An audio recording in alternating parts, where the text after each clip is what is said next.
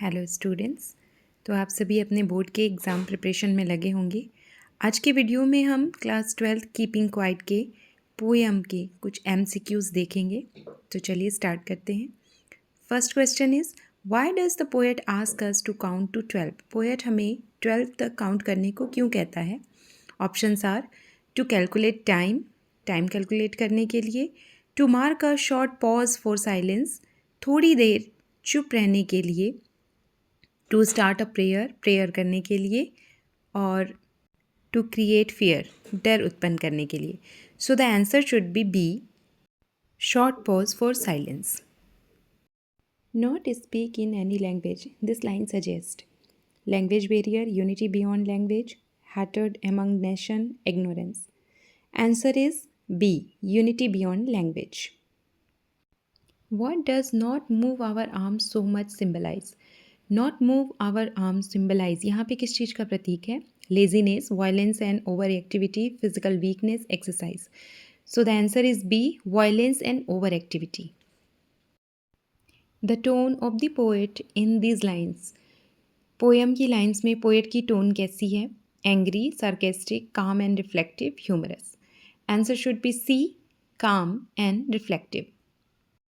The word exotic here means, exotic का यहाँ क्या मतलब है? Dangerous, unusual, peaceful, foreign, temporary. Answer is B, unusual and peaceful. Exotic मतलब विलक्षण, peaceful, strangeness. Without engines refers to absence of. Without engine से किसकी absence का पता चलेगा? Development, technology, noise and pollution, transport. तो इंजन्स यानी मशीनें आवाज़ नहीं करेंगी तो क्या नहीं होगा? The answer is C, noise and pollution. Sudden strangeness implies. Options are fear, confusion, a new calm experience, loneliness. Strangeness, strange, that means a new thing, new experience. So the option C is the correct. What feeling is created by the poet in these lines? Poem में poet ने कौन सी feeling create की है? Panic, competition, unity and peace, sadness. So the answer is very simple, unity and peace, C. Green wars refers to. Green war का यहाँ क्या मतलब है? Eco friendly, no. War against nature, chemical and nuclear wars, agriculture wars. तो green का मतलब ही है यहाँ पर environment से, so it is war against nature, B. Next is victory with no survivors highlights. Victory that means जीत, और survivors मतलब जो जीवित बच गए. सो यहाँ पे विक्ट्री विथ नो सर्वाइवर से पोएट क्या हाईलाइट करना चाहते हैं? Option B is the right answer, futility of war. What change does the poet want in war makers? War makers में पोएट क्या चेंज चाहते हैं? Second, B, to stop violence and live peacefully. पूरी poem का हमारा जो main theme है वो यही है कि वायलेंस रोक दी जाए और सभी लोग शांतिपूर्वक रहें. So the option B is correct answer. The message conveyed is, poem में कौन सा मैसेज कन्वे किया गया है? War is necessary, silence leads to destruction, peace and introspection are essential, nature is dangerous. So अगर आप पोएम को पढ़ेंगे आपको इसमें पीस और इंट्रोस्पेक्शन पर ज़्यादा महत्व देते हुए पोएम को बताया गया है. So answer is C. Now we will count to 12 and we will all keep still. The poetic device used here.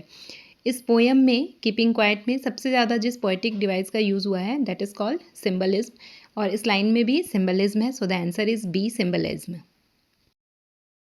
For once on the face of the earth, which device is used here?